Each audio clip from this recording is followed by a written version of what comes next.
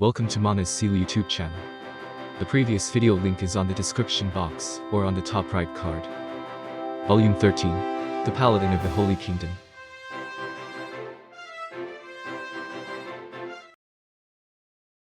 The meeting room was very cramped. It was filled with paladins, priests, nobles who had been prisoners until recently, and honorary paladins.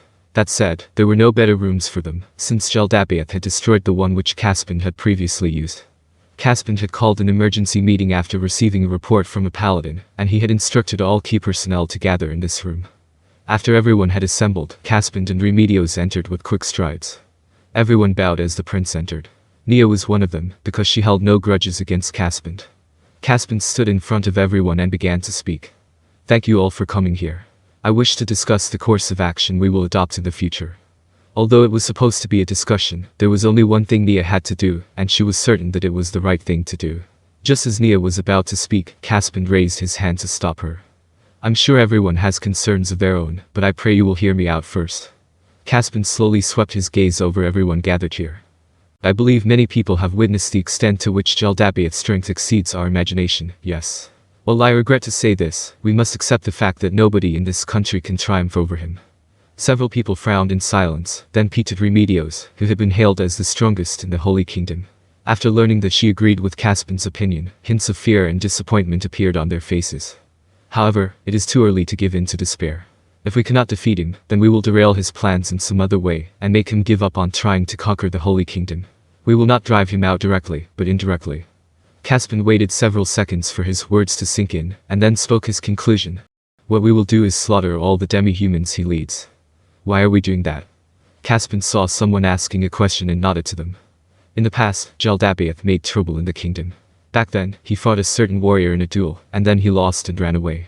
At that time, he led an army of demons, but not an army of demi-humans. In other words, he came to lead the demi-human army after losing to that warrior. Caspin looked around, as if to see if everyone understood. In other words, he is using the demi-human army as meat shields to avoid being forced into a one-on-one battle with that warrior. Didn't Jeldabaoth say something like that when he defeated His Majesty?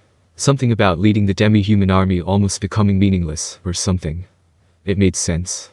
Back then, they did not understand it, but after hearing that explanation, it was hard to think of any other reason. In other words, the demi-human army is like armor and stamina for when he fights that warrior again. What will Jeldabaoth do if he loses the demi-human army? Will he remain stripped of his armor and stamina, when that warrior might appear in front of him again at any moment? Or perhaps would he choose to flee? I see, then do you intend to abandon this city, defeat the southern demi-human army, and then join forces with the south to drive out the demi-humans? A priest asked. He was answered by one of the rescued nobles. That would be good. Thanks to the Sorcerer King's power, almost 40,000 demi-humans have been wiped out. The demi-humans have lost a great deal of their fighting strength, no. The remainder ought to be staring down the south. If we rally all the people this city has rescued for an all-out attack and strike them from the back in a pincer attack, we ought to be able to rout the demi-human army. That way, we will be able to join up with the southern forces and take back our land. I propose the opposite. We will take back the closest major city in the west, which is the northern stronghold of Kalinsha. Why is that, may I ask? Exactly. All the major cities to the west such as Kalinsha, Prart, Rimmon and the capital of Hobarns will be very hard to take. Many lives will be lost. Why don't we fight the southern demi-humans instead? Would destroying the demi-humans' fighting power not fit more with your plans, my prince? I see.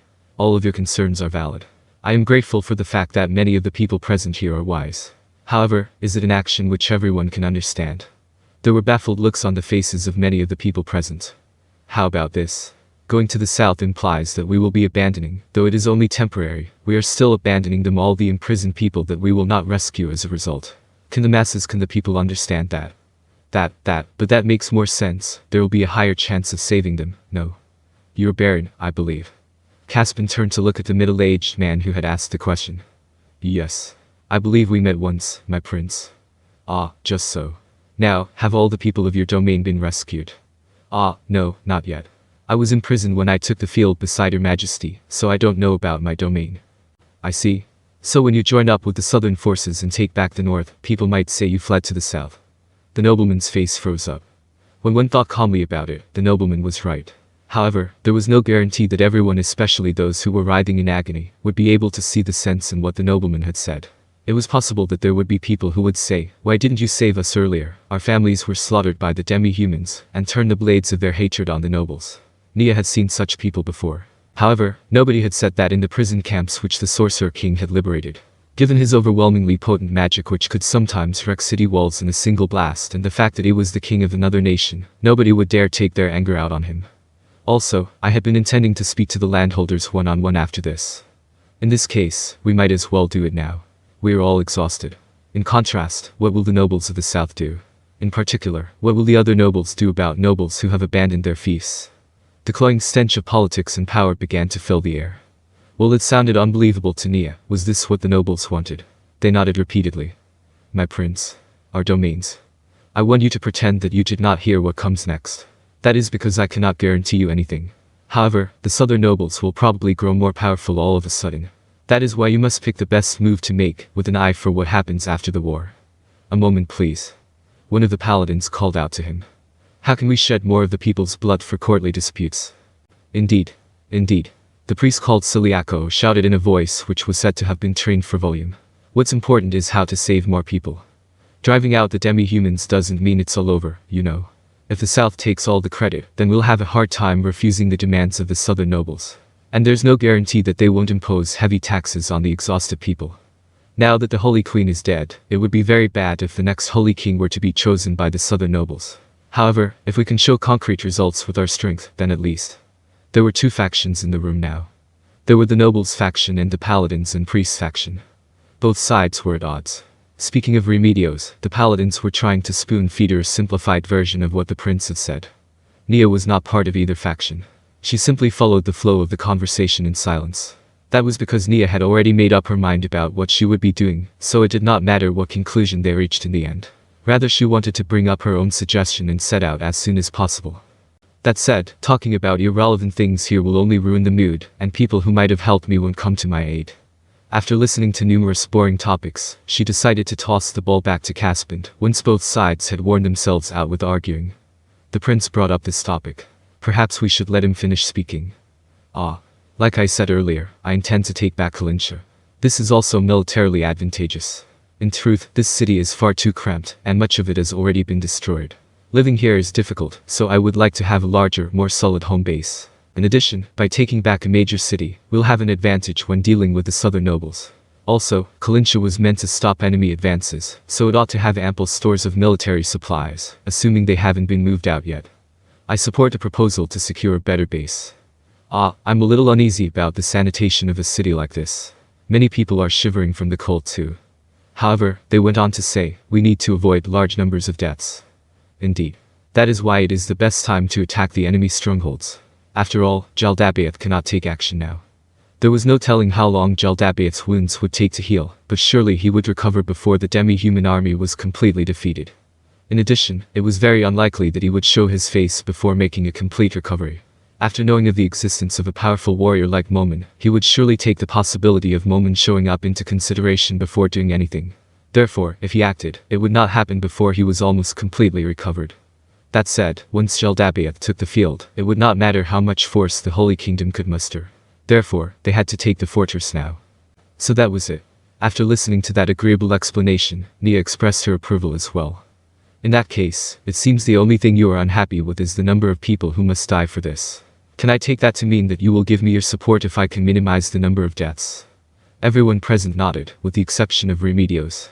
Nia did not mind either way, but after considering the flow of the conversation, she realized that it would be bad if only one person was not nodding, and so she nodded with everyone else. As for Remedios, several people looked at her face and saw that she did not seem to have any special reasons for what she did, so they chose to ignore her. It's decided then. We will discuss the details of retaking Kalincha afterwards. Now then, our next item. Caspian sighed loudly and then turned to Nia. This concerns the death of the Sorcerer King. My prince, I sincerely apologize, but I hope you will amend that statement immediately. The Sorcerer King's death remains in question. That was simply what Jaldabaoth told us. It would be foolish to take a demon's words at face value. Nia eyed Remedios and continued, I think it is more likely that he is trying to deceive us. In that case, why has he not come back? He can cast teleportation spells, can't he? Perhaps he was immobilized by his wounds, perhaps he is out of mana. There could be any number of reasons for it. Remedios did not ask any further. That's true. That's why I'd like to hear from all of you. What do you think we should do? There's no point in asking what we should do. Nia shouted, forcing the words out like she was trying to strain them out through her teeth. I think we should dispatch a rescue party and relay this news to the Sorcerer Kingdom at the same time. If possible, I would like to be the messenger. I see. That's what you think, Squire Baraja. How about the others? As Caspin looked over the gathered people, one of the nobles spoke up. I have a question. Well, the Sorcerer King was supposed to have gone down in the east. Considering we will be mounting a rescue operation in demi-human controlled territory, would it not be better to wait until we have some concrete intelligence before? It'll be too late by then, Nia immediately shot back. The more we delay, the more His Majesty will be exposed to danger. I suggest we make our rescue as soon as possible. The majority agreed with Nia's opinion. What she said made perfect sense. In that case, we ought to send out a search party at the same time as the envoys to the Sorcerer Kingdom. I have something I would like to confirm with you, since you have the role of His Majesty's squire. Do you think the Sorcerer King told the people of his country that he was coming to the Holy Kingdom? Nia began to think. I apologize, but I am not sure. However, I feel it would not be strange for him to have told the people of the Sorcerer Kingdom, because there were times when he returned to his country with teleportation spells. In that case, I feel we should not send an envoy to the Sorcerer Kingdom. Why? Nia glared at the noble who had done nothing but naysay. The noble retreated 2 steps, and his face went pale under that glare. The people around that noble also backed away from him. No, please calm down and listen. That is because it will bring trouble. Wait. Please calm down and listen to me. When you think about it normally, the possibility exists that the Sorcerer Kingdom's undead armies would take revenge on us, am I wrong? And revenge would be one thing, they might annex the Holy Kingdom as well. And, why is that? Who's to say the Sorcerer King was not aiming for that all along? Excuse me. Nia was so angry that she actually felt dizzy. In that case, permit me to ask a question of my own. If His Majesty returned to his country by teleportation, what will he think of the Holy Kingdom, who knew what happened but said nothing? Everyone she could see nodded in agreement. Amidst all this, Remedios spoke. Well, it can't be helped then, can it? Our country doesn't have the luxury of doing that now. All we have to do is apologize after everything is over, right? Even if you... Nia was so worked up that she was about to shout, and then she heard the sound of clapping from beside her. She looked over, and saw that it was Caspin. Since the prince wanted to speak, all Nia could do was remain silent. Squire Baraja. Allow me to pick the people who will go to the Sorcerer Kingdom. How about that? After all, if we send over a mere squire as a messenger, won't the other country think we're making fun of them? That is as you say. His explanation made perfect sense. Under normal circumstances, they would surely pick a country's ambassador over a squire who had borrowed a magic bow from the Sorcerer King. However, would you really send out an envoy? She found that part hard to believe. Even so, it would be very bad to show that she did not trust the prince's words. I am glad that you understand. In that case, please allow me to lead several people to the east. Indeed. I would very much like to send you as well, but we still do not know where the Sorcerer King fell. He might be 10 kilometers away or 100. If things go badly, he might have fallen into the Abelian Hills, which Jaldabaoth controls. Even if I allowed you to go to such a desolate place, would you have any means of finding the Sorcerer King? Nia could not answer him. Finding where the demi-humans lived in unfamiliar terrain was an impossible task. She could easily imagine the scouting team meeting with difficulties and being wiped out. Surviving in the hills, slipping past demi-human observation and gathering information, Caspin counted off on his fingers. If you go there without preparing, you will simply be killing yourself indirectly, and what good is a rescue party that ends in failure? Then do you have another way? Of course. How could there be? As she thought about that question, it was easily answered. Nia's eyes went white in surprise, and then Caspin adjusted himself before telling Nia the answer. All you need is to find someone who knows the hills. Nia blinked, and Caspin smiled to her. Listen. All we need to do is to take a demi-human captive and have him lead the way. Would it not be safer to order a demi-human to act as your guide? Indeed, that was the case. Humans would be taking an absurd risk entering that land. However, it would be a different matter if they had guides. However, there were also problems with it which could not be ignored. If they simply threatened a demi-human prisoner into showing them the way, then if the prisoner was willing to sacrifice himself to kill them all, the search party would be going to their deaths. The orcs she had met earlier seemed like the type who did not care about whether they lived or died. They would need trustworthy demi-humans, but where would they find those? What could she do to make a demi-human act as a reliable guide? Nia racked her brains, but when she thought of demi-humans, she could only think of them trying to kill her, and she could not imagine them accepting an offer to turn their coats. No, the orcs and the Grand King Bussar felt like humans. I see. Take their relatives hostage. No, if we could take a king like Bussar prisoner, his tribe would probably obey us. Or on the other hand, the angered tribe might put up stiff resistance. Besides, how would they capture a mighty demi-human king like Bussar? As Nia wandered aimlessly in a mental labyrinth, chasing an answer she could not find, the room's door swung open, and a paladin barged in. He panted heavily and looked around the interior of the room, but he approached Caspian instead of Remedios. Perhaps he did not want others to hear what news he had. He brought the prince to a corner of the room and whispered in his ear, but Nia's keen hearing picked up snippets of their exchange. Among them, the last piece of information piqued her interest. He has said made demons. Gentlemen, something urgent has come up. Unfortunately, the meeting will end here. I hope you will begin working on ways to take back Kalinsha. Also, Captain Custodio, come with me.